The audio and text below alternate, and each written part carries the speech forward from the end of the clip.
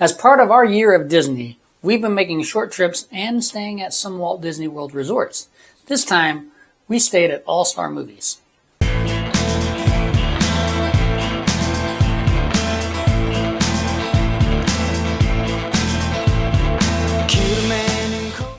Hey folks, welcome to the Down the Road Travel Channel. My name is Will Van Winkle. Now, this is only our second Walt Disney World hotel.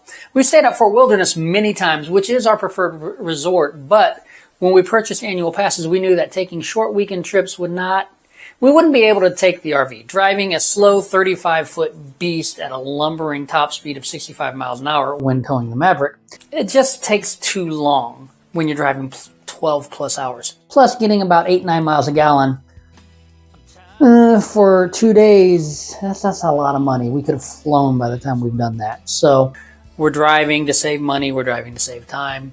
We're driving to save money, we're driving the smaller vehicles to save time. So on our first short trip, we stayed at Coronado Springs, which was nice, well-themed, but not so over the top that it felt cheesy. You see my review of that already up on Down the Road Travel Channel. And you may just want to go ahead and subscribe and enable those notifications so that you know when new content relevant to your interests come out.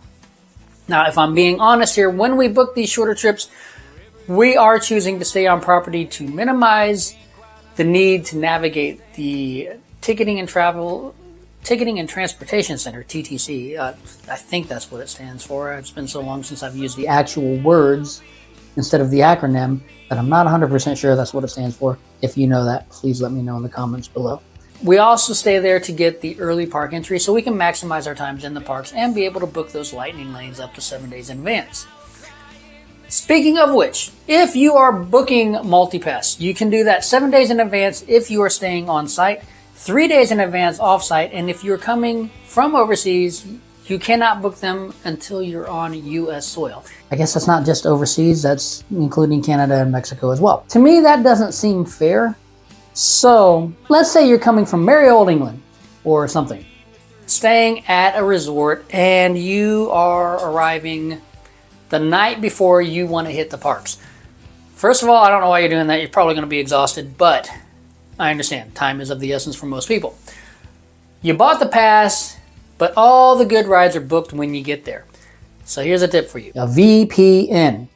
If you're not sure what that means, that is a virtual protocol network. You can subscribe to a VPN for about $2 to $3. When you subscribe, you set your location to somewhere in the US, and the website thinks you're in the States. Now, I'm not sure if this will work on a cell phone, but using a computer, you should have the ability to make those lightning lane reservations in advance. I did this to use Netflix years ago when I lived in Germany. It worked great. Don't tell Disney I told you this. I don't want to get banned. For our trip in January, we had the choice of the All-Star resorts. They were all pretty much the same price. And they were the least expensive aside from, say, a tent site at Fort Wilderness. And now I'm going to say we did briefly consider getting a truck bed tent and then booking a tent site at Fort Wilderness. But weather-wise, Florida, January, you never know.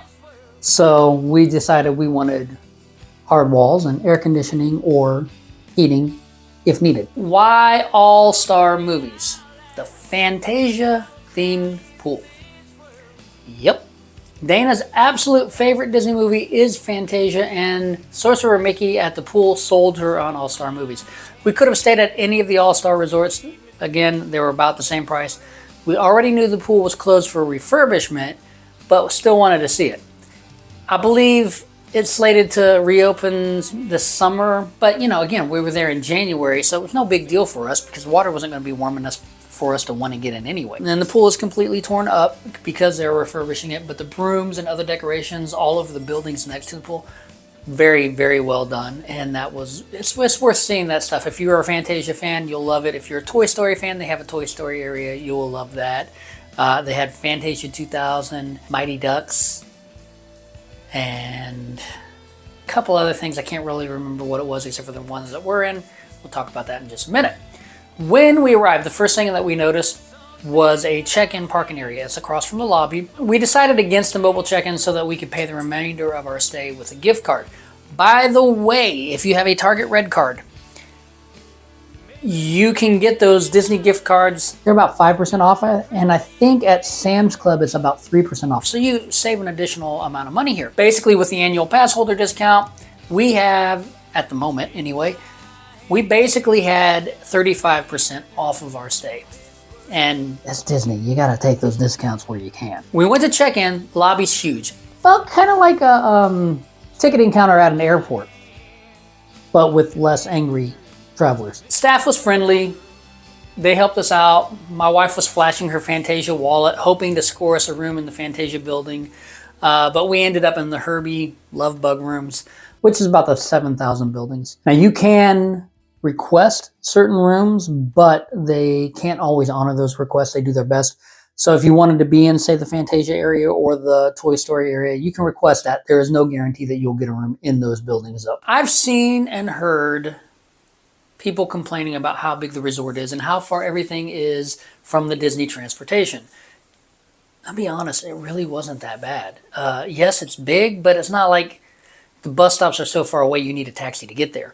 Coronado Springs, there were multiple bus stops within the compound of the resort. For Wilderness, there are buses that will take you from the front to the back, and they'll stop along the different camping loops to pick you up. Most of the transportation's in the front, the boat is in the back.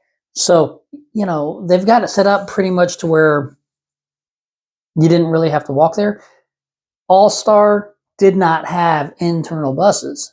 The fact that they don't have internal buses leads me to believe that the grounds themselves are a little bit smaller than most of the resorts, at least the resorts with internal buses. So, not too bad. I get it, you're walking all day. You may not want to continue walking, but I don't think the buses were really that far away. So, take it for what you will.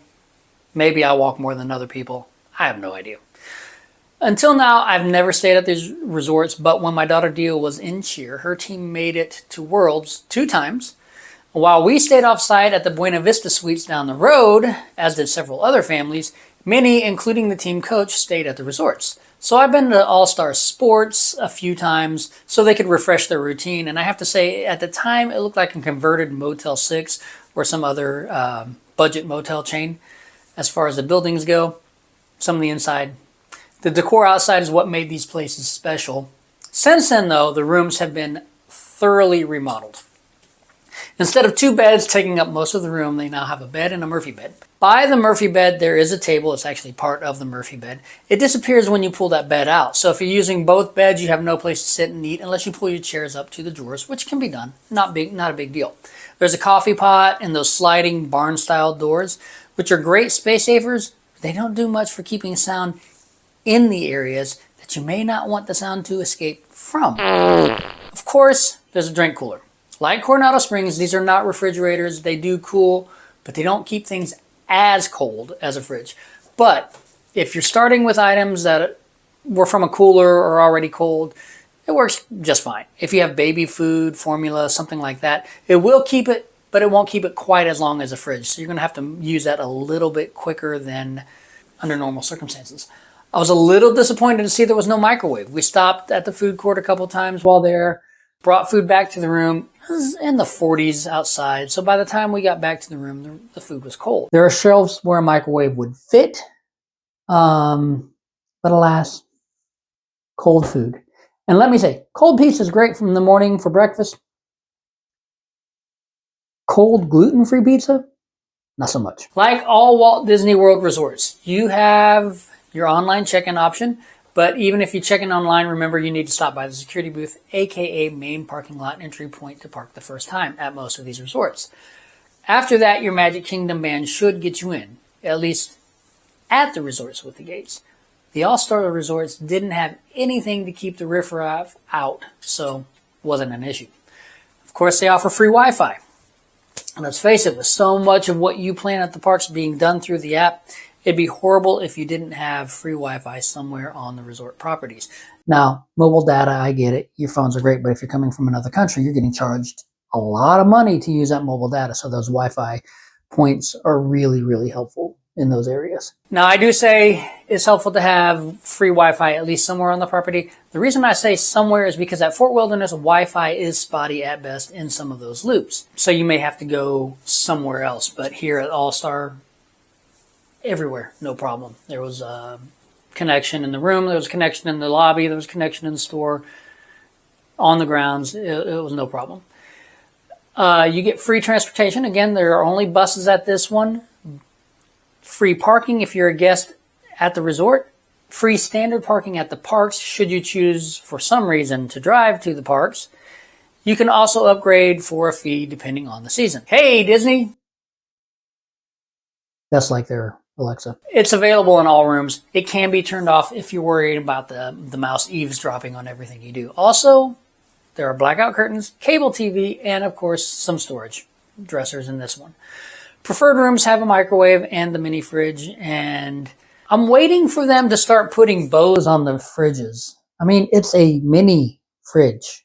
Let's capitalize on that name. Let's put a bow on that fridge. In helping you pack light, they have shampoo, conditioner, soap, all in the showers. That way you have more room for your Disney souvenirs. Back over to the lobby, we went into the store where they have a variety of souvenirs, drinks, and Mickey bars. Mickey bars are gluten-free if you're wondering. Light snacks, some medications. The only pain medications I found were NSAIDs. So ibuprofen. If you have an issue where you can't take an NSAID, you can't take ibuprofen, you need to take acetaminophen, I do recommend bringing your own Tylenol so that you have it should the need arise. If you're not sure where those buses stop, incidentally, they are right outside the gift shop. There is a door in the shop, and then the doors right beside it will lead you directly out to the buses.